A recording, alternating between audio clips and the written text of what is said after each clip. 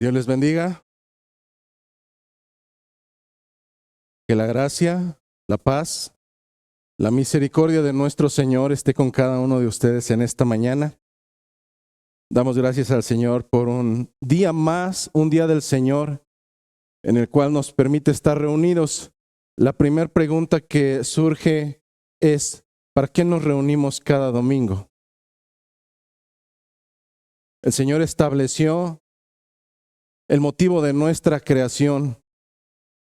Y nosotros no fuimos creados para ninguna otra cosa, para ni una otra cosa. Nosotros fuimos creados para alabanza y para gloria de ese mismo Dios creador. De tal manera que los días domingos no venimos a la pertenencia de un club social o a menguar nuestra conciencia a través de ritos religiosos. No, eso lo hace cualquiera. Los días domingos nos reunimos para alabar, glorificar el nombre de aquel que es santo, de aquel que es perfecto. Y de tal manera que un beneficio que tenemos al hacer esto es que no tenemos que andar inventando nada, pues todo está escrito, toda la revelación por parte de Dios para los suyos se encuentra ya depositado en las Escrituras. A través de las mismas Escrituras hemos visto ya un texto, el día de hoy lo cantamos, Hebreos capítulo 1, versículo 1 al 3, no lo busques, pero en este texto nos deja claro que ciertamente Dios, habiendo hablado muchas veces y de muchas maneras, en otro tiempo a nuestros padres por medio de los profetas, deja claridad que en otro tiempo así fue. Dios habló de muchas maneras. Pero dando continuidad a ese texto, deja claridad que en este tiempo ahora nos ha hablado por medio de su Hijo, a quien constituyó heredero de todo. Así es que en esta mañana no esperes un mensaje que te haga sentir bien, no esperes un mensaje que satisfaga la comezón en tus oídos, porque lo único que hablaremos en esta mañana es justamente la revelación que se encuentra a través del Hijo, y el único medio, la única manera, el único documento aceptado que tenemos de la revelación de Dios no es en ningún otro lado sino a través de las Escrituras, motivo por el cual vamos a ellas y recibimos consejo por parte de Dios, dirección por parte de Dios, enseñanza, confrontación por parte de Dios. La semana pasada hemos concluido ya el capítulo número 9 de Hechos de los Apóstoles, y dado que damos una enseñanza consecutiva y cronológica, el día de hoy vamos directamente al capítulo número 10, por lo cual te pido que abras las Escrituras, recordando que si no traes una escritura física, en la parte posterior hay Biblias de préstamo, para que corrobores que todo, absolutamente toda la enseñanza que se dará, procede del fundamento que el Señor nos ha otorgado. Dice el capítulo número 10 del libro de los Hechos, y leeremos desde el versículo 1 hasta el 23, dice de la siguiente manera: Había en Cesarea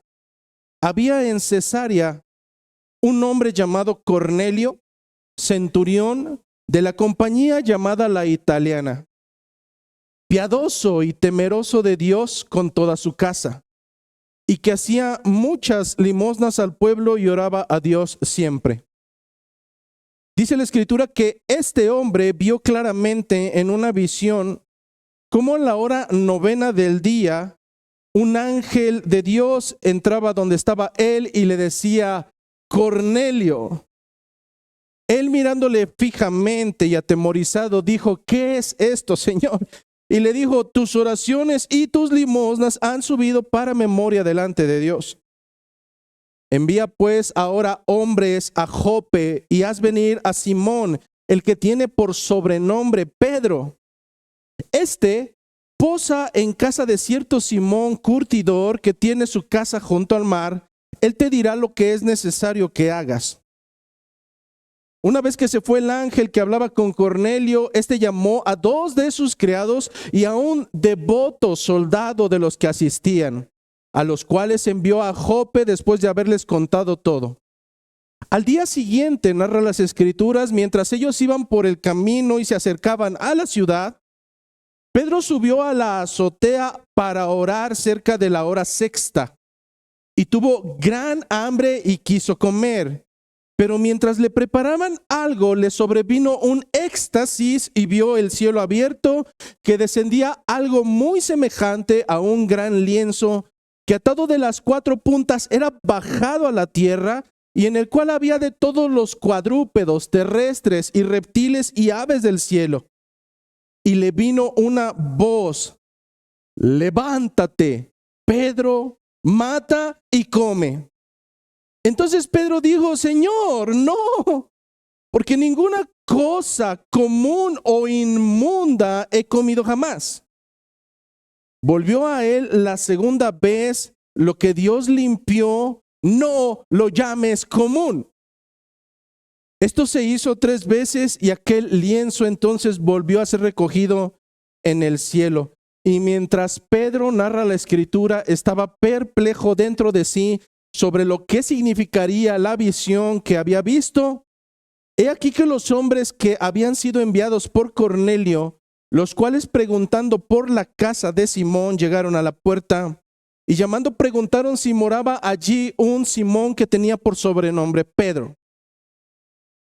Y mientras Pedro pensaba en la visión, se comunicó con él el Espíritu de Dios y le dijo: he aquí 3 hombres te buscan, levántate pues y desciende, y no dudes de ir con ellos, porque yo los he visto, yo los he enviado. Entonces Pedro, descendiendo a donde estaban los hombres que fueron enviados por Cornelio, les dijo: he aquí yo soy el que buscáis. ¿Cuál es la causa por la cual habéis venido? Ellos dijeron: Cornelio, el centurión le dijeron: Cornelio, el centurión, varón justo y temeroso de Dios y que tiene buen testimonio en toda la nación de los judíos, ha recibido instrucciones de un santo ángel de hacerte venir a su casa para oír sus palabras. Entonces, haciéndoles entrar, los hospedó, y al día siguiente, levantándose, se fue con ellos, y le acompañaron algunos de los hermanos de Jope. Oremos, hermanos, así como se encuentran, para pedirle en esta mañana al Señor que nos permita hablar su palabra, que nos permita al mismo tiempo recibir su palabra y ponerla por obra, que sea el Señor cambiando hasta los más duros de nuestros pensamientos, que no siempre son los mejores, y que nos amolde, hermanos, en esta mañana, no conforme a nuestra voluntad, sino conforme a su voluntad. Pidamos al Señor en esta mañana: amado Señor, me encuentro una vez más delante de tu presencia, pues tu escritura es sumamente clara. Y antes de partir físicamente, dejaste claridad que donde estuvieran 2 o más que se reunieren constantemente con la intención de alabar y exaltar tu nombre, ahí, Señor, tú estarías en medio de ellos. Por eso en esta mañana, así como cada domingo, mi corazón se angustia, Señor, al saber que no estoy hablando de alguien que se encuentra ausente, que en esta mañana, de una manera extraordinaria y espiritual, no solamente hablaré de parte de ti, sino aún, Señor, delante de ti. Por tanto, Señor, refrena mi lengua. Toma control de mis pensamientos y de este engañoso y necio corazón, para que en esta mañana, Señor, solamente tu palabra sea expuesta y solamente Jesucristo brille en este púlpito, pues solamente a Él le pertenece la gloria, solamente a Él le pertenece la honra y la exaltación. Permite, Señor, que a través de tu palabra, tal cual como ha sucedido a lo largo de siglos y siglos, aún los corazones más empedernidos y necios sean quebrantados en esta mañana. Pues mira, Señor, que tus ovejas oyen tu voz, no la mía, Señor, oyen tu voz y te siguen por cuanto te pertenecen. Extiende salvación en esta mañana, Señor, a través de tu consejo. Te lo pido en el nombre de mi Señor y Salvador Jesucristo. Amén. Había una vez Había una vez un niño, el cual había vivido durante toda su niñez, desde su nacimiento por cuestiones del destino. Había sido criado y había recibido consejo de parte de sus abuelos, y hasta ese día en específico, todas las enseñanzas, todo el conocimiento, toda la dirección ética y moral la había recibido de sus abuelos, un par ya de ancianos que vivían íntegramente y que desde su pensamiento querían conducir a ese niño por caminos correctos. Así es que todo lo que era ese niño, todo lo que pensaba, todo lo que hablaba era el reflejo de todo lo que había percibido como aprendizaje de sus abuelos. Era un niño servicial y en aquella ocasión, de acuerdo a la historia, este niño estaba acompañando a su abuela a hacer las compras de la casa. Se dirigían a los mercados y en una de sus últimas compras, donde ya habían prácticamente terminado, venían bajando la rampa del último tramo de ese mercado, cuando de repente la propia dificultad de la vejez en el cuerpo de aquella mujer y la carga ya de la despensa hicieron que esta mujer cayera muy duramente. El golpe fue tan duro que tardó un poco en reaccionar, y una vez que reaccionó volteó a ver hacia todos lados. No estaba el nieto estaba parado hacia un costado, y cuando ella le dijo: ayúdame, por favor, ayúdame, que no ves que me caí, el niño solamente pudo exclamar lo que había aprendido: no, porque ya te chupó el diablo. Cuando preparaba este sermón, me ponía a pensar que ciertamente a lo mejor este ejemplo que puede causar un poco de risa o decir cómo es que no ayuda a la abuela, es que eso le enseñaron, que todo lo que se caía al suelo, para que no lo agarrara, le decían: eso lo chupó el diablo. Y creo que aun cuando hay algún tipo de risa en cuanto a esto, refleja profundamente lo que muchos de nosotros somos.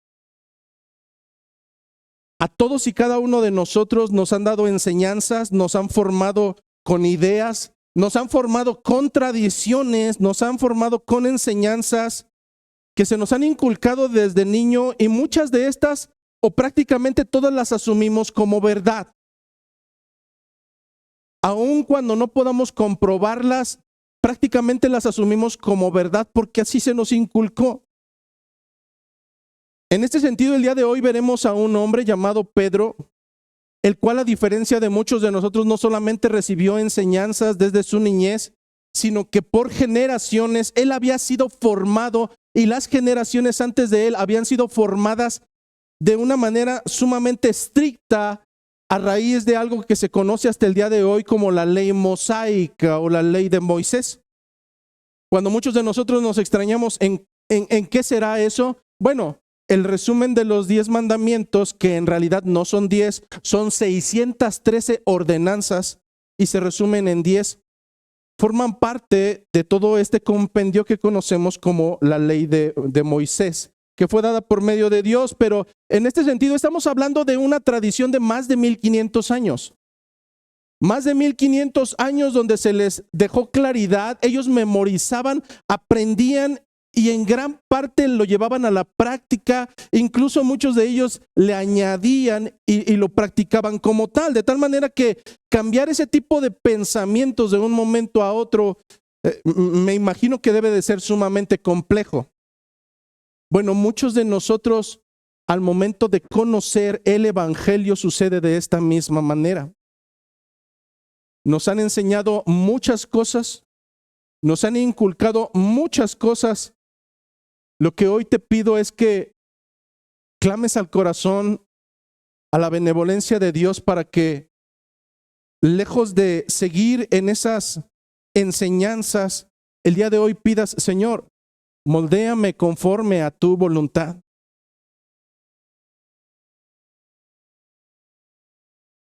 Lo que por siglos fue para el pueblo de Israel, y hasta el día de hoy los judíos ortodoxos lo siguen practicando, el abstenerse de ciertos alimentos, ahora Lo que estamos viendo a raíz de las Escrituras en esta enseñanza es que a partir de ese momento dejaría ya de ser una barrera. Lo que antes distinguía a Israel, ahora no puede dividir el cuerpo de Cristo, porque en Cristo, de acuerdo a la propia enseñanza de las Escrituras, ya no hay distinción. Ya no hay limpio e inmundo, y no malentendamos, no quiere decir que todos irán al cielo, no, esa no es la enseñanza, pero a raíz de Cristo solamente podemos identificar hombres y mujeres redimidos, y redimidos no por sus obras ni por sus acciones, no, redimidos por la misericordia del propio Dios. Así es que el día de hoy estaremos analizando este texto. Estoy totalmente seguro que algo el Señor nos hablará en esta mañana. Y a raíz de esto hemos titulado este gran texto como el Evangelio que santifica lo inmundo. El Evangelio que santifica lo inmundo. Y estaremos viendo 4 apartados. No los repetiré, los iremos tomando uno a uno. De tal manera que entraremos de manera directa a nuestro primer apartado, que se titula El Evangelio que salva a piadosos sinceros. El Evangelio que salva a piadosos sinceros. Grábate bien la palabra piadoso porque daremos su significado. Del versículo 1 al 8 estaremos hablando acerca de este concepto y nos estaremos enfocando en el hombre que narra la Escritura como la persona en la cual se centra principalmente la atención. Y este hombre es un hombre llamado Cornelio, pero lo más peculiar es que empieza a narrar Lucas, que es el escritor, un médico de aquel entonces, empieza a narrar y nombra que esto sucedió en una región de aquel entonces llamada Cesarea. De hecho, esta es la tercera ocasión en la que en Hechos de los Apóstoles se ha nombrado esta nación. Y es en base a ciertas características que son importantes comprender en esta mañana. Lo que narra Lucas como la antigua Cesarea hoy no se llama así. Sin embargo, antes de ser llamada Cesarea, se conocía también, y la vas a encontrar en las Escrituras, como la Torre de Strato. ¿Por qué cambia su nombre? El nombre cambia de una manera muy peculiar. Y es que inicialmente, alrededor del año 30 antes de Cristo, el emperador César Augusto, una vez teniendo esta nación, se la regala a un hombre que ubicas bien en las Escrituras, que se llama Herodes, y le conocían como Herodes el Grande. Obviamente, si te regalan una nación, tú no vas a decir no gracias, ahorita no, la tomas. Pero al mismo tiempo, en muestra de su agradecimiento, lo que hace Herodes es renombrar esta ciudad y le quita el nombre de Torre de Strato y ahora le llama Cesarea, en agradecimiento al César que le está regalando este lugar. Esta ciudad, que se encontraba en una zona privilegiada y marítima, en una costa muy productiva, es como si hoy viéramos una región como Cancún o Acapulco, un lugar que es muy bonito y donde las autoridades buscan situar sus casas y en ocasiones gobernar desde ahí. Esto sucedió con Cesarea, de tal manera que en esa ciudad se situó el gobierno romano junto con un promedio de 3,000, alrededor de 3,000 soldados que estaban a su cargo. Cuando las Escrituras, y esto es solamente contextual para comprender, cuando las Escrituras nos narran que este hombre llamado Cornelio era un centurión, tenemos que comprender a qué se refiere. Cuando nosotros vemos la palabra centurión, se compone de 2 palabras, y esto no es una clase de etimología, pero quiero que comprendas. Cuando hablamos de Cornelio, hablamos de cierto tipo de hombre, no cualquier hombre. Este hombre era un centurión. La palabra centurión proviene de 2 vocablos griegos. El primero de ellos se traduce como 100, el segundo de ellos se traduce como gobernar, de tal manera que un centurión era alguien que tenía dominio o gobierno sobre 100 personas, y en este caso eran 100 soldados. No estamos hablando de cualquier hijo de vecina, estamos hablando de alguien que tenía una posición económica, un respeto, autoridad por ser parte del cuerpo legislativo o gubernamental en aquella región. Así es que estamos hablando de un oficial militar romano al mando de aproximadamente 100 soldados, con autoridad, con prestigio, dentro de todo este sistema imperial. Pero lo interesante de la historia no es esto. Soldados y no soldados, centuriones y no centuriones, déspotas, los encontramos en todo lugar. Es como si hoy habláramos de un policía. Usualmente hoy en la actualidad, cuando hablamos de un policía, no hablamos de alguien muy confiable, al menos no es esa la identidad que tenemos en naciones como en México. Pero lo interesante de la historia es que este centurión tenía 4 características que destaca el texto. Y son 4 características de carácter, no de su persona, sino de su carácter. Esta persona era y tenía estas 4 peculiaridades, que es donde quiero centrarme ahora. Lo primero que nos dice es que este hombre, aparte de ser centurión, era un hombre piadoso. Esta palabra la vamos a encontrar a lo largo de las Escrituras y quiero que la comprendas correctamente. Cuando hablamos de un hombre piadoso, hablamos en ocasiones de 2 tipos de conceptos. En algunas ocasiones, cuando es aplicado a un creyente y decimos que es una persona piadosa, estamos hablando de alguien que pone en ejecución y en la práctica la piedad.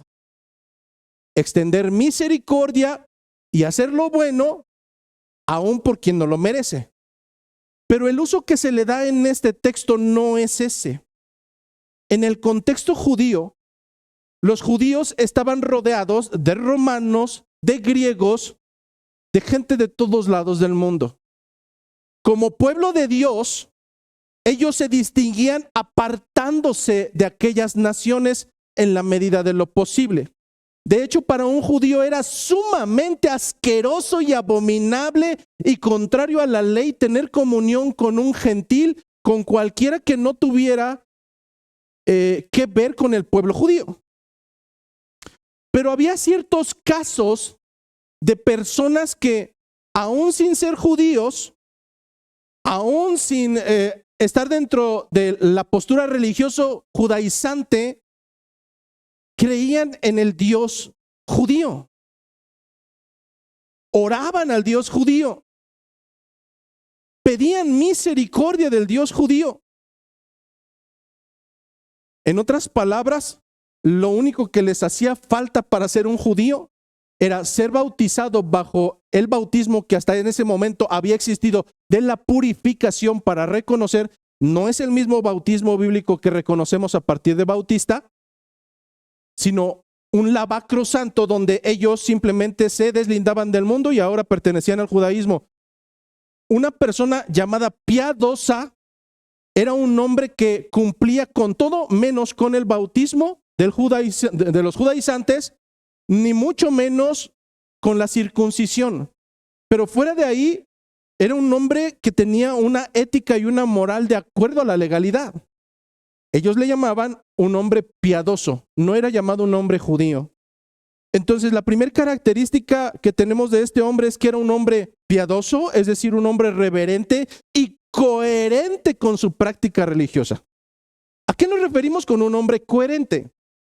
He puesto este ejemplo en algunas otras ocasiones. Yo puedo decir, no, yo soy americanista. Y me preguntan quiénes son los jugadores, no sé.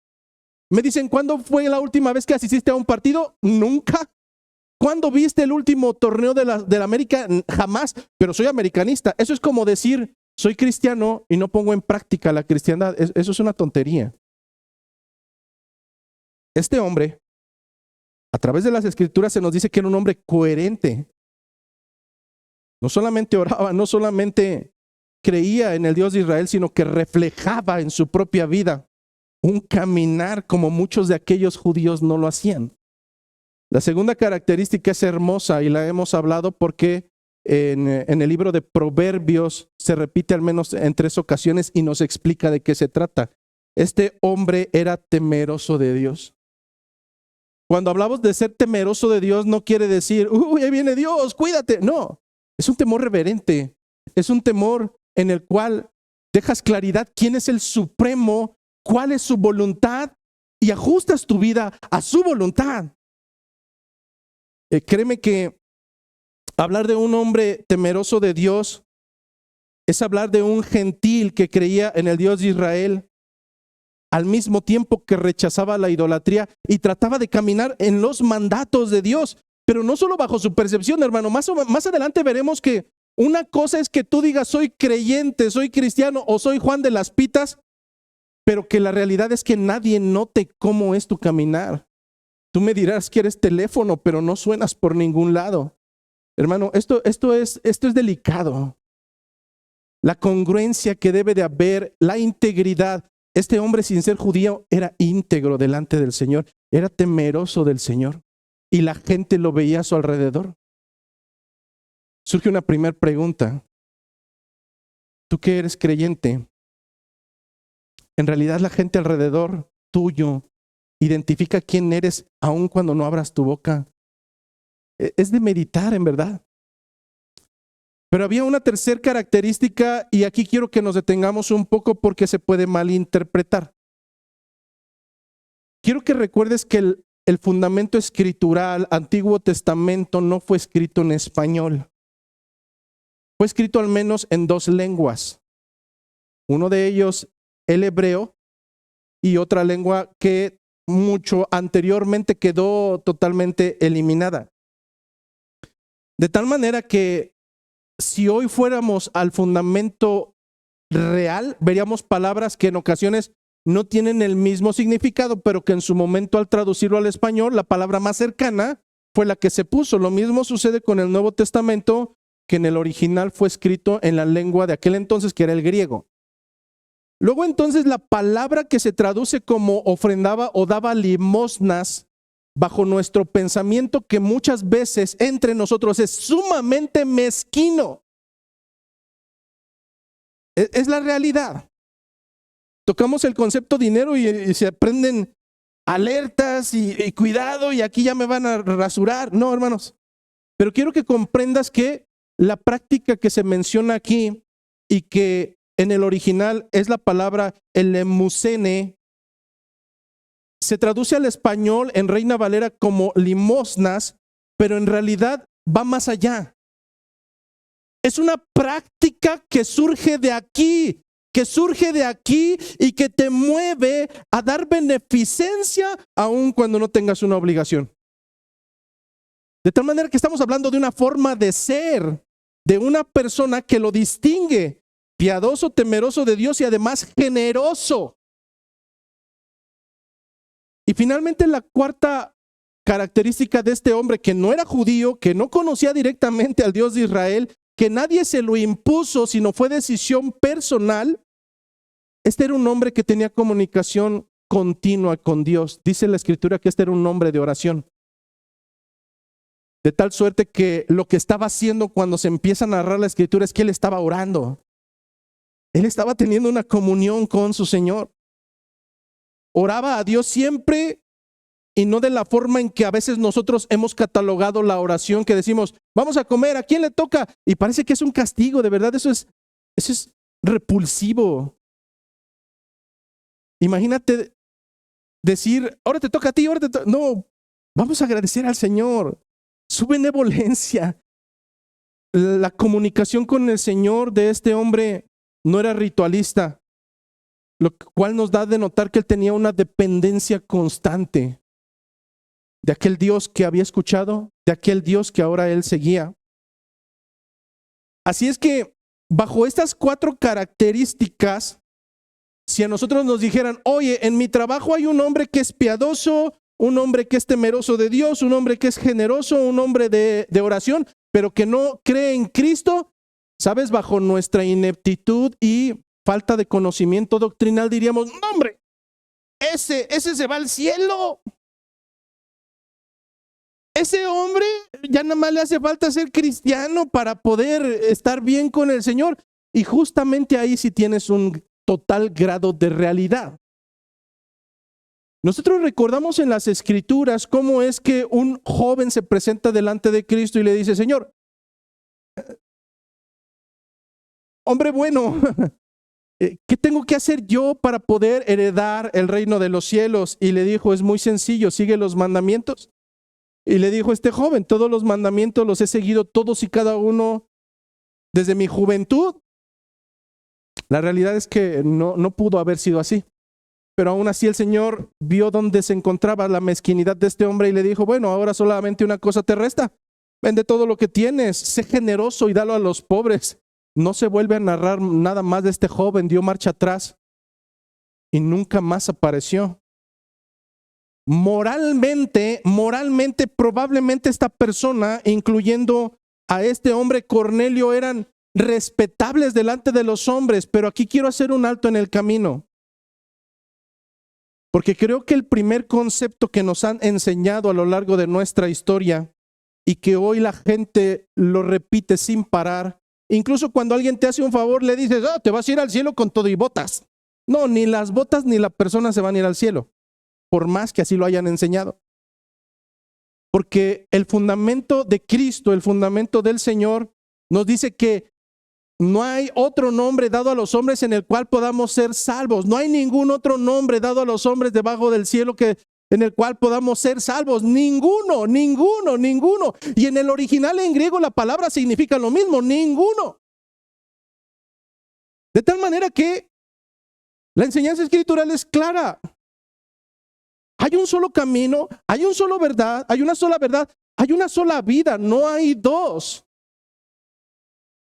Al haber un solo camino, este hombre estaba en otro camino. Probablemente hacía limosnas, probablemente seguía los preceptos morales de aquel entonces. Pero si este hombre moría en ese momento, este hombre iría directamente al lago de fuego, donde la llama no se apaga, donde el gusano nunca muere. Porque la misma escritura nos enseña. Porque no es del que quiere. Porque no es del que corre. Es de Dios quien extiende misericordia. No por obras, para que ninguno de nosotros se vuelva soberbio. De tal manera que hay un solo camino, y es Cristo. Y este hombre, aún siendo piadoso, temeroso de Dios, generoso, hombre de oración, dentro de las métricas humanas, dentro de lo que nos han enseñado, este hombre iría al cielo. La realidad escritural es que Cornelio sería muy buena persona en nuestras métricas, pero Cornelio no era salvo en aquel instante. Él necesitaba conocer a su Salvador. Él necesitaba rendirse delante de su Salvador. Él necesitaba creer en su Salvador, teniendo noción que solamente hay un camino, no más. Las Escrituras nos narran cómo este hombre en aquel momento de oración y ayuno tuvo una visión a la hora novena. Recordando que los horarios judíos de aquel entonces son diferentes a los de nosotros, la hora primera comenzaba a las 6 de la mañana, de tal manera que hablar de la hora novena, estamos hablando de alrededor de las 3 de la tarde. Eran un promedio de las 3 de la tarde cuando este hombre orando tuvo una visión. Se le apareció un mensajero de Dios. Esa es la palabra en el original. La palabra es angelos, que la traducimos como un mensajero de Dios. Lo peculiar es que este mensajero de Dios le llama por su nombre: Cornelio, lo cual desencadenó un cierto temor en este hombre. Lucas no nos revela cuál era el fondo, cómo es que este hombre estaba orando o cuáles eran sus súplicas delante de Dios. No lo narra Lucas. Sin embargo, más adelante, el ángel le dice: tus oraciones han sido escuchadas, han sido llegadas. Vayamos paso a paso y veamos que, aunque este hombre no era judío, seguía y sabía sobre las promesas de Dios, del Dios de Israel, al cual oraba y adoraba. Y estoy totalmente seguro y convencido de que todo el contexto que estaba sucediendo o había sucedido alrededor de Galilea, de Jerusalén e incluso de Cesarea no era ajeno para él.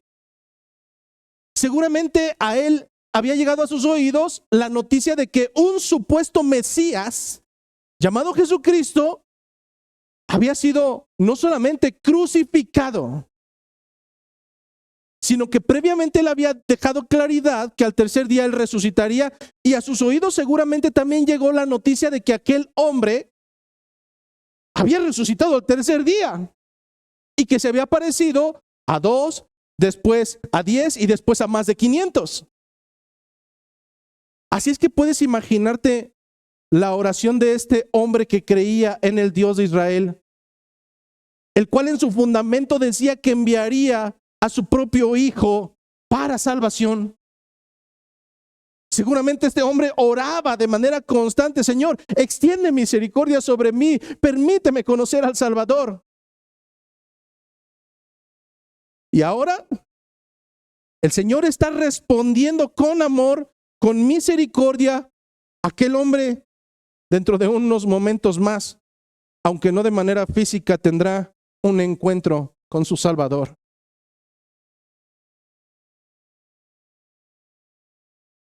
Aunque el ángel no revela cuál es la respuesta a sus oraciones, responde a través de una orden. Envía por Simón, al cual conocen con el sobrenombre de Pedro, el cual encontrarán en casa de un tal Simón el curtidor. Él te dirá qué tienes que hacer. ¿Estarás de acuerdo conmigo que cuando hablamos de un apóstol, Pedro, la plática no podría ser otra sino Jesucristo y el ministerio de la reconciliación?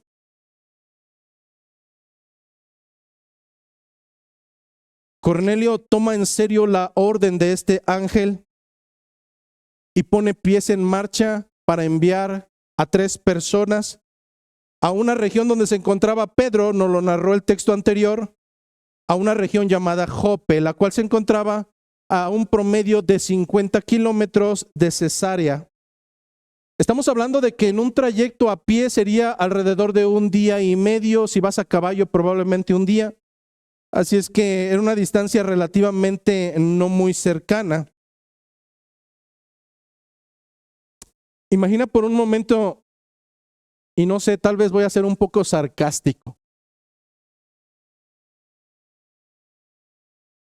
Hoy en día las escrituras nos dicen: cree en el Señor Jesucristo. Cree en el Señor Jesucristo. Y eso suena sencillo, suena muy, muy sencillo. Pero es más complejo de lo que crees. Creer en Jesucristo es creer en que Él es suficiente, cree que Él lo hizo todo, cree que tú solamente tienes que seguirlo, amarlo, rendirte a Él. ¿Por qué digo que suena sencillo y a la vez es complicado? Porque siendo tan sencillo, un alto porcentaje probablemente de ustedes no sigue al maestro. Se ha adjudicado el título de creyente, pero hay una alta probabilidad de que sus pasos, su vivir, aún después de tantos años, no esté reflejando la voluntad del Señor. Ahora imagínate que esto fuera más complicado.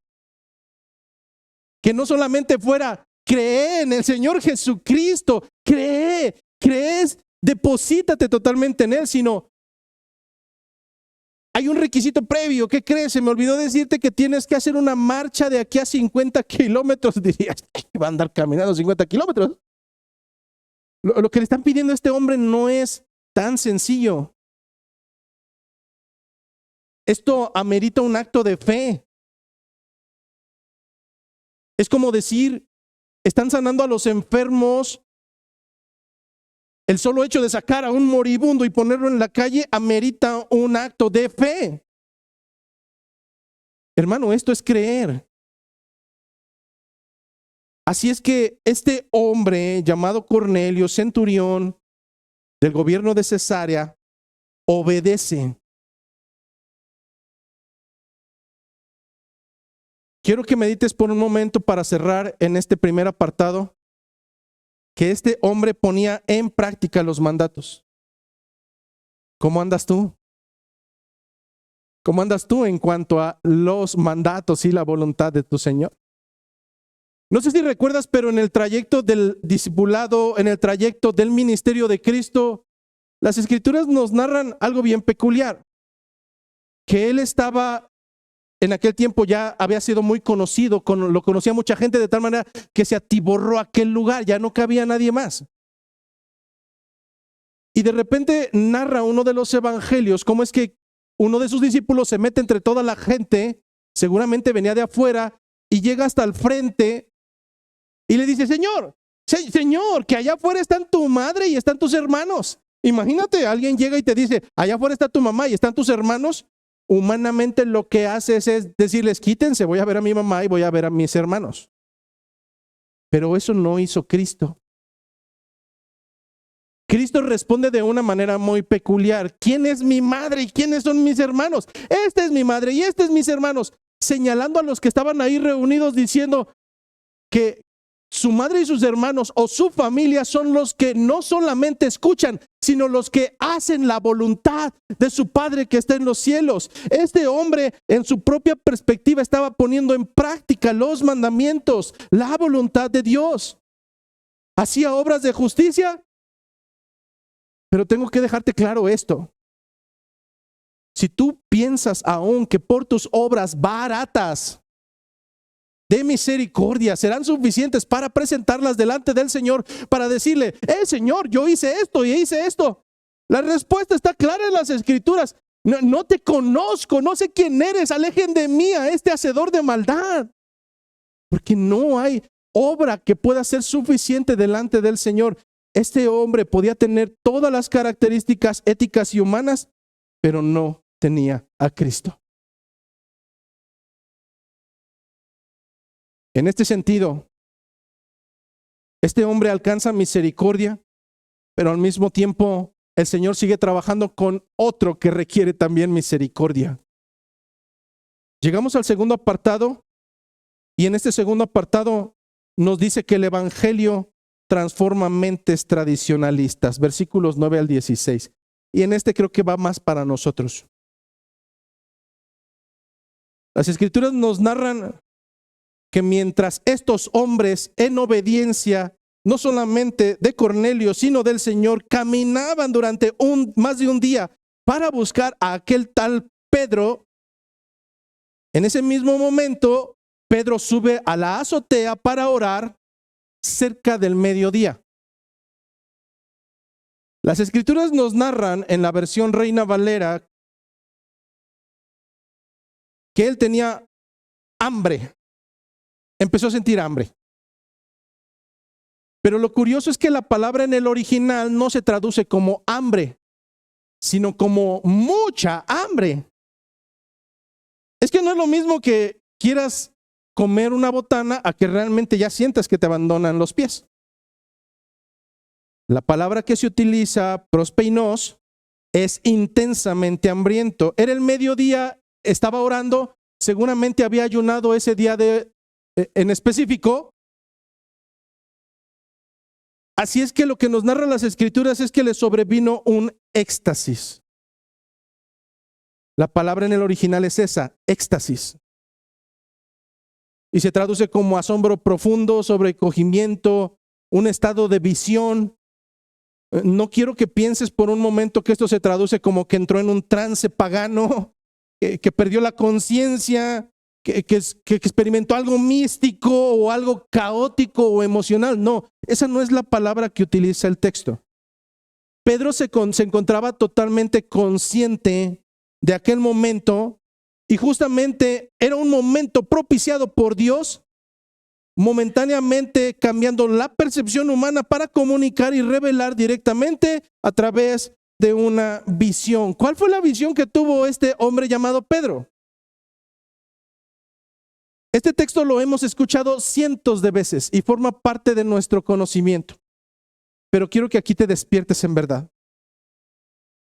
Lo que vio Pedro fue algo como un lienzo, algo como una sábana que era sostenida por los cuatro extremos. No quiero que aumentes más ni quites.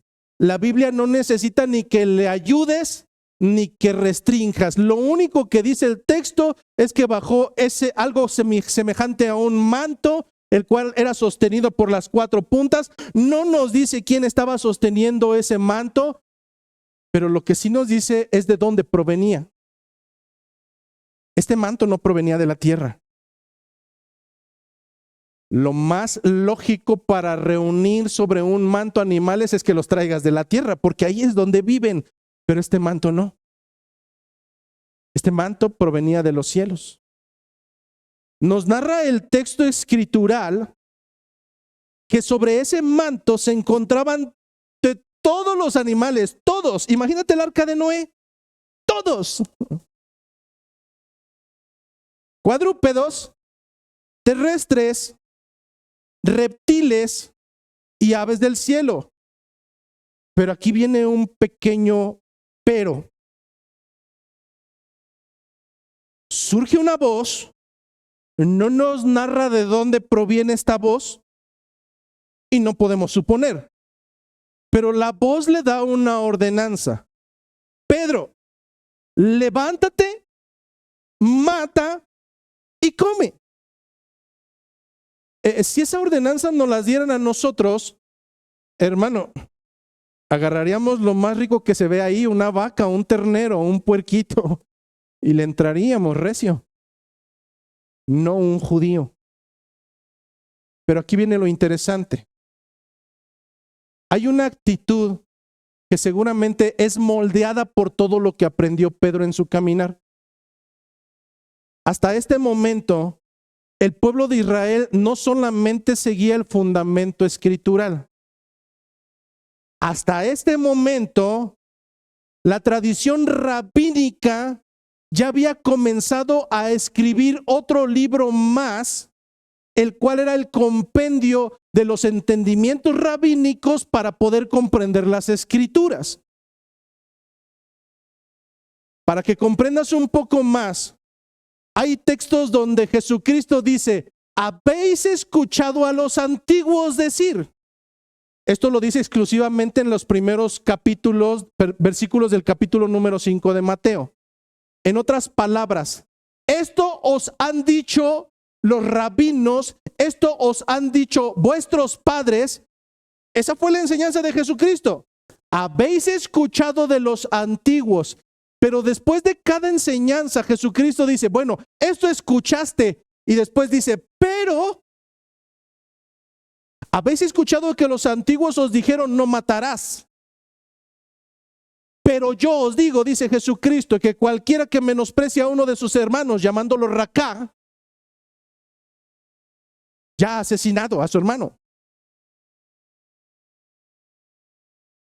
Les han dicho los que les enseñaron. Habéis escuchado de los antiguos, no adulterarás. El judío contemplaba el adulterio hasta el acto íntimo sexual. De tal manera que si entraba en toques efusivos con una mujer y no consumaba el acto con la intimidad, él decía, ¿yo no adulteré? De tal manera que Jesucristo replantea, habéis escuchado de los antiguos, no adulterarás. Pero yo te digo que cualquiera que mira a una mujer y la anhela con deseo, ya adulteró en su corazón. Métricas diferentes. A donde quiero llegar es que no es sencillo, de verdad no es sencillo que de un momento a otro, y mayormente los que ya somos muy adultos, nos han enseñado, nos han inculcado, nos han metido hasta por el tuétano tradiciones, enseñanzas, conocimientos, pedagogía, andragogía. Pero hoy es el día justo que medites, poniendo en una balanza quién pesa más.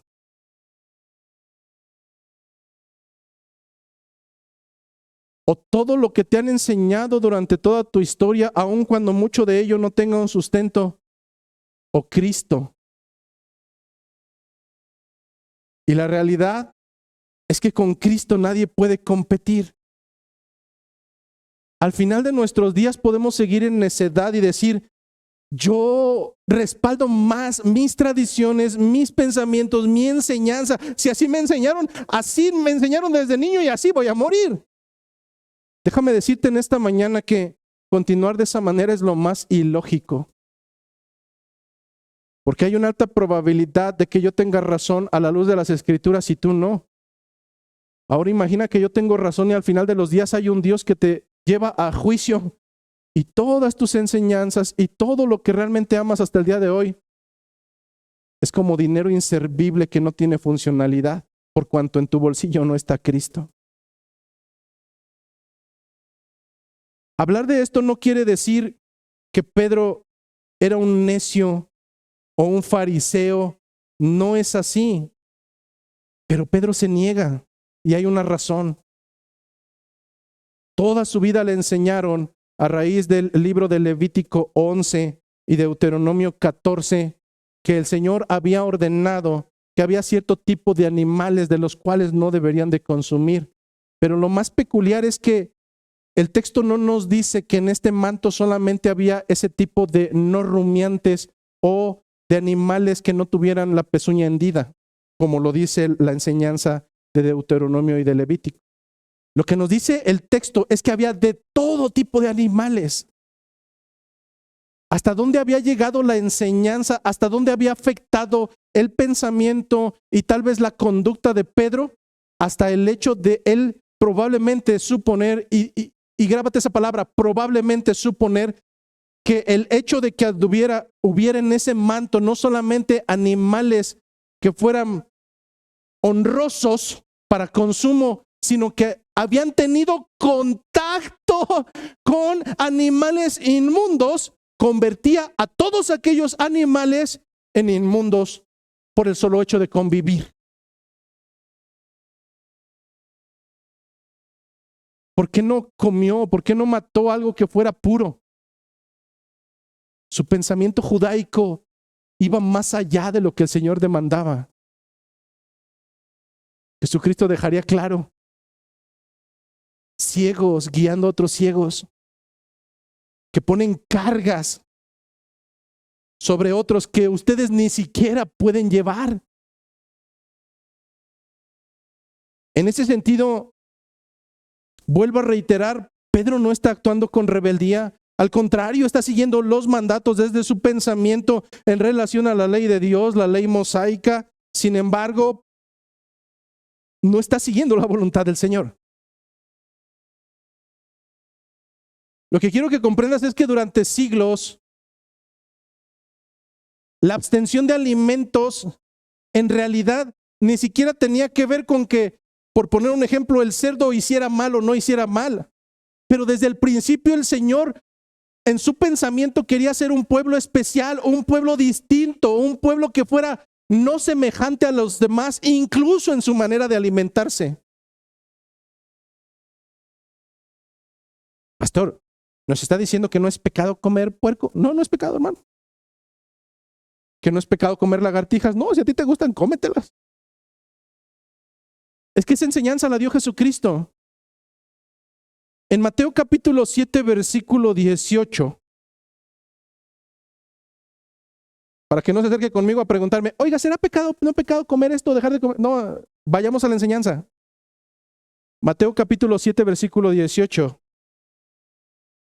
No entendéis, dijo Jesucristo, no entendéis que todo lo de fuera que entra en el hombre no le puede contaminar. ¿No entendéis que de todo lo de fuera que entra al hombre no le puede contaminar? Porque no entra en su corazón, sino en su vientre. Y después del vientre, ¿a dónde va? A la letrina. O sea, lo peor que te puede hacer comer a lo mejor barbacoa es que te haga daño y que te vaya mal. Pero, hermano, continúa diciendo Jesucristo, pero decía que lo que del hombre sale, ahí sí cuidado, lo que del hombre sale, eso sí contamina al hombre. Porque de dentro del corazón de los hombres salen los malos pensamientos, los adulterios, las fornicaciones, los homicidios, los hurtos, las avaricias, las maldades, el engaño, la lascivia, la envidia, la maledicencia, la soberbia, la insensatez. Todas estas maldades de dentro salen y contaminan al hombre. Quiero poner un ejemplo y lo quiero hacer con todo el respeto posible del mundo. Todavía hasta mis 21 años, a mí me enseñaron directamente que durante las siguientes semanas yo tenía que abstenerme algunos días de ciertos alimentos. La realidad es que fui un joven muy rebelde y pregunté, ¿y dónde viene eso? Hasta el día de hoy tengo 47 años y nadie me ha dado una respuesta. Simplemente es, así nos dijeron, así se tiene que hacer. Pero cuando yo voy a la enseñanza del fundamento escritural, encuentro al mayor de todos, que es nombre sobre todo nombre, y encuentro a un Jesucristo que me dice que nada de lo que entra a mi cuerpo es inmundo, nada puede hacer daño a mi cuerpo, nada contamina. Que donde sí debo de tener cuidado es lo que sale de aquí, porque proviene de acá. Entonces, de verdad, me enseñaron durante tantos años algo que no trajo beneficio para mi vida. Pero vamos al fundamento escritural y sucede lo mismo que con Pedro. El Señor está tratando con él y seguirá tratando con él para mostrarle que aquello que le habían enseñado durante tanto tiempo, en verdad hoy tenía que cambiar, porque lo estaba llevando a un lugar que no era el correcto. Por tanto, lo que nosotros encontramos en el nuevo pacto a través de Cristo son cambios de parámetro. Cambios de parámetro. ¿Por qué? ¿Porque los anteriores eran malos o Dios se equivocó? No, hermano. Nosotros encontramos en el libro de Gálatas que la ley tenía una función. En primera, que las leyes surgieron a causa de nuestra maldad. Porque nosotros llegó un momento en que no distinguíamos entre lo bueno y lo malo. El Señor tuvo que poner reglas para decir, bueno, entonces si ahí dice que esto es malo es porque es malo. Pero ¿a poco tiene que venir una ley para decirte que no debes de matar? Eso sería tonto. Decirte que matar es malo para que no lo hagas, no. Es por naturaleza sabemos que es malo. Decir que no tienes que ultrajar a una mujer que no es tu esposa porque eso es incorrecto, no necesitarías tener una ley, pero la ley surgió a causa de nuestras transgresiones. Y aún con ello, Gálatas nos dice que la ley tuvo un ejercicio práctico y era el guiarnos como lo hace un cuidador de niños, un ayo para poder llegar a la estatura de Jesucristo, donde ahora Él sería suficiente. Ya no necesitamos un cuidador. Ahora en Cristo tenemos conciencia de lo que el Señor demanda de nosotros. Lo complicado en semejanza de la ejemplificación de Pedro, no es que nos los digan, sino que nuestro necio y absurdo corazón lo asimile y lo lleve a la práctica. Esa es la complejidad. Y eso no lo hace ningún ser humano. Eso no lo hace quien te trajo el día de hoy. Eso solamente lo hace Cristo y lo hace por misericordia. Así es que lo que anteriormente o hasta ese momento era ceremonialmente impuro, ahora cambiaría totalmente su razón de ser. Bajo el nuevo pacto ya no se hablaba de alimentos y nunca se habló de alimentos. Se usa esta metáfora para hablar acerca de los hombres. Dios está instruyendo a Pedro para que acepte a aquellos hombres que hasta ese momento para él eran inmundos,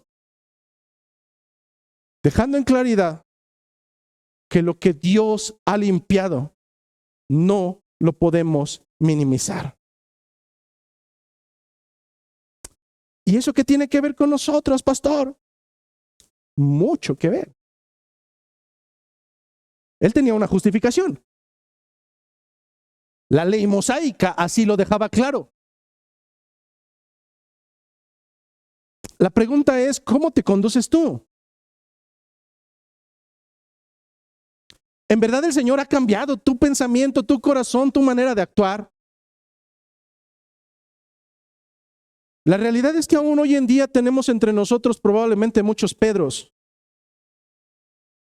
que se les ha olvidado, misteriosamente y mágicamente se les ha olvidado que su doctrina daba vergüenza, que su conocimiento escritural era nulo. Que en algún momento, iba a decir una palabra difícil, pero no, en algún momento las tonterías que hablaba bíblicamente no tenía nada de bíblico.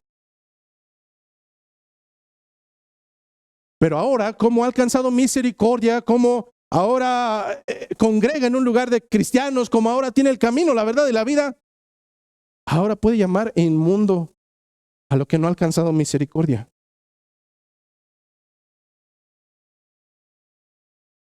Creo que el día de hoy no solamente es un llamado para aquellos que aún siguen batallando con las estructuras de enseñanza que hasta el día de hoy siguen cargando. Y cuando saben hacer lo bueno no lo hacen y les es contado por pecado. Es un llamado también para nosotros que en ocasiones nos subimos en un pequeño escalafón del tamaño de una hoja de papel y creemos ser algo que no somos. Grábate esto, hermano. Hasta el día de hoy la única diferencia entre tú y una persona que le llamamos gentil es una sola cosa: misericordia de parte de Cristo y nada más. Poner a un creyente y a un gentil al lado, la única diferencia es que son un par de desventurados, miserables, pecadores, de los cuales uno de ellos ha alcanzado misericordia y solamente eso. Pero no puedes hacer jactancia ni de tu conocimiento, ni de tu de salvación, ni de tu gran teología. No puede ser así.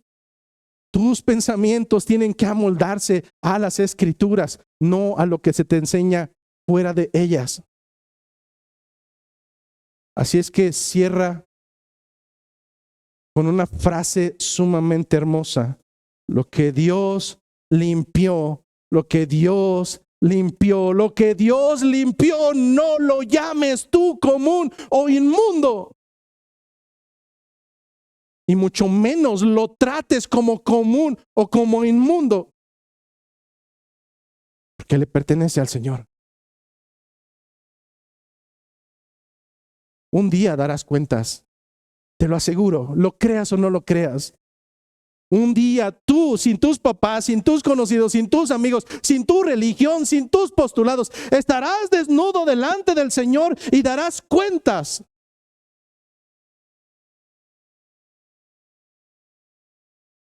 El Señor dejó claridad que claro que el tropiezo va a venir. Ahora la pregunta es, ¿por quién vendrá ese tropiezo? Un día daremos cuentas delante del Señor. Así es que lo que Dios limpió, no lo llames tú inmundo. Tercer apartado: el evangelio que derriba muros de separación. Hemos dejado claridad que con el cumplimiento en Cristo de las leyes ceremoniales, el mensaje es claro. Ahora ya no hay límites, ahora ya no hay barreras para tener comunión. Judíos con gentiles. Ese muro se derribó. Es un solo pueblo. Cuando Dios nos narra a través de Lucas que esta sábana es quitada, también fue quitado el éxtasis de Pedro en aquella región de Cesarea. Sin embargo, Pedro aún estaba meditando qué significará todo esto que el Señor me permitió ver. Hasta este momento Pedro no se ha dado cuenta que Dios sigue trabajando con su vida. Ya lo había hecho estar frente a un cadáver y no tocarlo sino hasta que estuviera vivo. Ya lo hizo vivir en casa de un hombre que se dedica a tratar cosas impuras, cosas muertas, y ahora está a punto de hacerlo convivir con alguien que es repulsivo para él, pero él aún no lo sabe. Sin embargo, Dios no tarda en su respuesta e inmediatamente provee la explicación. Llegan estos tres hombres enviados por Cornelio, llegan a la casa de Simón el curtidor y preguntan sin vacilar por Pedro, aquel cuyo nombre original es Simón. Lo que nos narran las Escrituras es que el Espíritu les asegura que Él los ha enviado a Jope para ver al apóstol. Ahora en este momento, Pedro tiene que derribar finalmente esas barreras que no provienen de Dios, que no provienen de su pensamiento, y que hasta el momento solamente han sido obstáculos para la expansión del reino de los cielos. Punto número 1, aceptar. Y punto número 2, tener disposición. Voy a poner un ejemplo. En el comportamiento no es lo mismo identificar, aceptar y actuar. No es lo mismo. Cientos de personas te pueden decir que eres un problemático y tú ya lo identificaste, pero no lo aceptas. Ya lo identificaste porque en todo momento estás en problemas. Sales de uno y ya estás en otro. Y al principio pensabas que todos eran problemáticos, pero ahora te has dado cuenta que el problemático eres tú. Pero por cuanto no hay un cambio, entonces no hay una aceptación. Ya lo identificaste. Y eso es normal. Pero no lo has aceptado. Y una persona cuando no acepta algo, mucho menos va a hacer un cambio. Imagínate ahora a un alcohólico. Un alcohólico que ya ha caído varias veces en el hospital y el médico le dijo, tienes que dejar de ingerir alcohol porque eres un alcohólico. ¿Acaso no se ha dado cuenta que el alcohol está haciendo mal? Claro, ya se ha metido ahí. Ya está escupiendo sangre. ¿No se ha dado cuenta? Necesitarías estar mal, pero claro que ya se dio cuenta. Pero él sigue tomando. ¿Por qué sigue tomando? Porque él no ha aceptado su condición. Y si no ha aceptado su condición, mucho menos hará algo. Lo que está frente de Pedro son dos cosas. Lo primero de ellos es que el Señor dio esa visión. Eso está más que claro. Nadie puede bajar una sábana con 4 puntas con todos los animales de este mundo desde el cielo y ponerlos a tal modo que los puedas ver. Nadie, solamente Dios. Pero viene lo complicado. Y esto se traduce en la vida de muchos de nosotros, probablemente.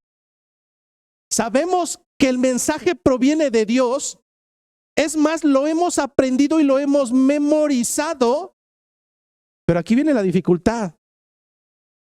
Pedro tenía que aceptarlo. Y eso es lo complicado.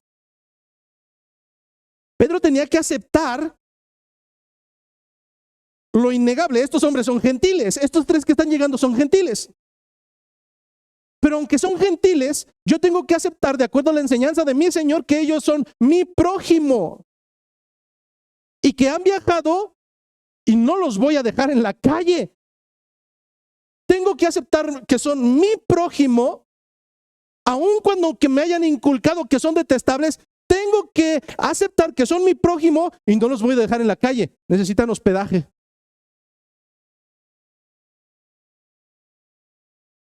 Pero a veces somos Pedro, que aun cuando el mensaje venga del Señor, aun cuando sepamos qué tenemos que hacer, no lo hacemos. Seríamos capaces de dejar a esos hombres, quédense ahí en la calle, yo cierro mi casita y aquí me quedo. Si eso te parece complicado, Pedro tiene otro dilema más que poder resolver. No solamente aceptarlo, sino hacer algo. Poner en acción lo que sabe. De tal manera que ahora Pedro debe de estar dispuesto a desaprender para volver a aprender. Esto me enseñaron, pero ahora lo que requiere mi Señor de mí es esto. Desaprender para volver a aprender. Lo que me han enseñado, lo que me han tatuado, lo que me han arraigado es esto, pero ahora lo que el Señor me pide es esto. Tengo que desaprender para volver a aprender. Pedro tenía que estar dispuesto a olvidar las restricciones judías contra la asociación con gentiles, por cuanto esos hombres habían sido enviados por el mismo Dios. Así es que el muro no era geográfico, el muro en verdad era teológico. Había que hacer una ruptura ceremonial para poder incluir ahora al pueblo de Dios. Por tanto, ahora el mismo Espíritu ordena a Pedro, hay que desaprender para volver a aprender. Lo que estaba en juego no era el ritualismo de Pedro, era la extensión del Evangelio, hermano. Y quiero que pienses por un momento en eso. todo lo que el Señor demanda de ti, pide de ti, y que te ha dado como mandato, en ocasiones tú pensarás que es para tu bien, y no quiero decir que no sea así, pero en verdad una persona que piensa en el evangelio como el medio para tener beneficencia para su propia persona, está pensando en un evangelio que no es el de Cristo. Es que al igual que con Pedro, lo que importa en toda esta historia no es ninguno de ustedes. Lo que importa en esta historia es la expansión del reino de los cielos. Lo que estaba en juego en aquel momento y era decisivo de acuerdo a la voluntad que tomara y la decisión que tomara Pedro, no era su propio resguardo ritualista. Estaba en juego la expansión del evangelio. La historia que tú y yo vivimos no se trata de nuestro bienestar, no se trata de nuestra reputación, no se trata de que nos sintamos bien, hermano, al contrario. Pero si no nos queda claro que todo lo que el Señor demanda de nosotros es para la expansión de su reino, el seguir tan apáticos, lo único que traerá como consecuencia es que aquellos a los que amas, aquellos a los que realmente adoras como tu familia, uno a uno se vayan yendo al infierno. Por cuanto sigues pensando que se trata acerca de ti. Llegamos a nuestro cuarto y último apartado, el evangelio que santifica lo que Dios ha limpiado. Al principio de esta predicación puse el ejemplo de los americanistas. Y probablemente si alguien de otra nación vea la transmisión en otro lugar no va a comprender, pero esto es muy sencillo. Una cosa es que tú digas que eres hijo de Dios y otra cosa es que tus acciones y tu caminar reflejen sin necesidad de que abras tu boca. Yo me hubiera preocupado si la Escritura hubiera dicho que este hombre era generoso, temeroso de Dios, que realmente tenía esas características y que nadie se diera cuenta. Pero cuando llegan estos tres hombres a dar noticias de quién los había enviado, vuelven a reiterar algo sumamente hermoso. Ellos dan a conocer la reputación de Cornelio y es respaldada por sus palabras, porque ellos vuelven a ratificar que en verdad vienen de parte de un hombre llamado Cornelio, el cual es piadoso, temeroso de Dios, generoso, hombre de oración. Pero no solamente ellos tres lo perciben así.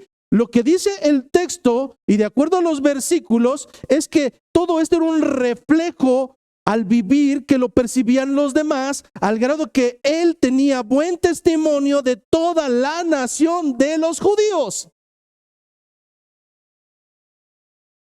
Traducción. Pedro hubiera podido ir con cualquier judío de la región de Cesarea a preguntar a causa de Cornelio y todos hubieran dicho exactamente lo mismo. Ese hombre es generoso, ese hombre es piadoso, ese hombre es temeroso de Dios, ese hombre es un hombre de oración. Es aquí donde realmente me da mucho temor y pavor, hermano, de verdad. De hombres y mujeres que se consideran el pueblo de Dios y solamente causan tropiezo al pueblo de Dios. Es donde en realidad debería de darte temor a ti mismo acerca de tu caminar y preguntarte si en este momento pudiéramos ir al lugar donde tú trabajas, al lugar con la familia con quien tú vives, a las personas las cuales son tus vecinos, y sin decirte a ti absolutamente nada, pudiéramos preguntar a cualquiera de ellos cuál es tu caminar. ¿Te das cuenta de la dificultad, de la inconsistencia de una persona incongruente que con sus labios alaba al Señor, pero con sus actos causa tropiezo? Está hablando de alguien que era considerado un gentil y que probablemente siendo puesto delante de otros hombres que eran judíos, ortodoxos de nacimiento, esos judíos hubieran quedado en vergüenza.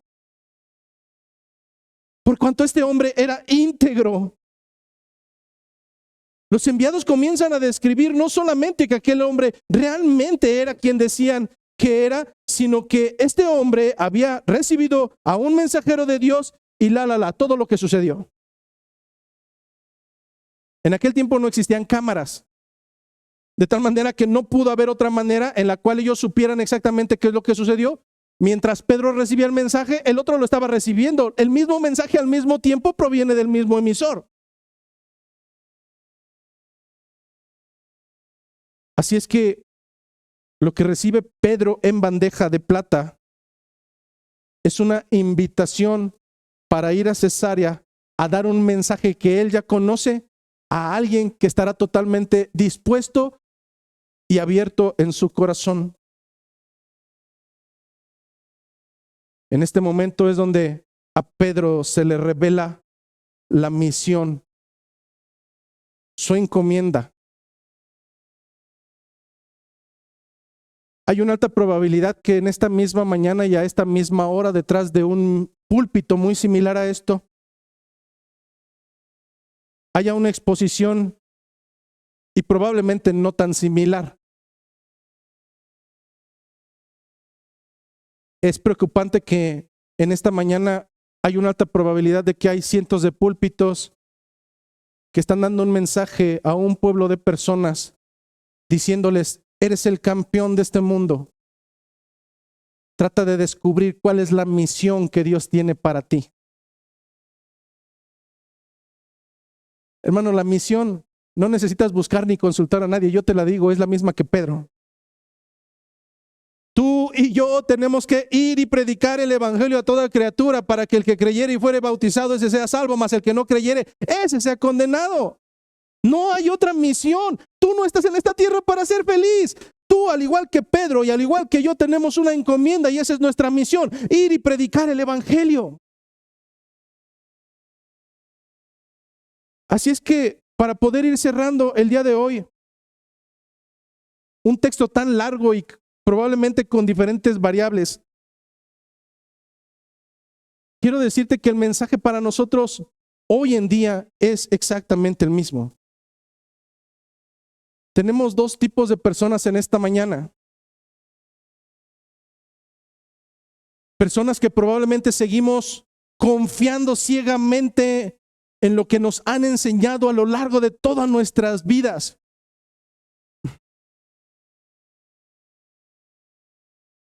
Y no sé cómo catalogar esto, pero simplemente quiero decir que gran parte de nosotros estuvimos en la misma posición, diciendo que si así nacimos, así vamos a morir. Pero lo que quiero decirte en esta mañana es que al final de tus días, de acuerdo a las escrituras, de acuerdo a la revelación, tú no vas a ser evaluado por lo que te enseñaron tus familiares, tus tradiciones, tu cultura. Solamente habrá una sola métrica, una sola. O estás con Cristo o estás en contra de Él. Lo que quiero decirte a ti en esta mañana es que hay un Señor que sigue buscando por tu vida y que hoy es un buen día para dejar todos esos tapujos, todos esos obstáculos a un lado y rendirte delante de Él. Que como creador, Él no tiene pensamientos de mal para tu persona, sino pensamientos de bien. Porque alguien que estuvo dispuesto a dar su vida por ti no puede tener nada en contra tuyo, sino por el contrario. Así es que hoy es una buena mañana para meditar si nuestras tradiciones, si nuestras enseñanzas históricas nos llevarán a algún lado. A nadie darás gusto al final de tus días. Hay uno solo al cual le tienes que rendir cuentas. Clama por misericordia en esta mañana, que el Señor siempre está dispuesto. Que la gracia, que la paz, que la misericordia de nuestro Señor esté con cada uno de ustedes.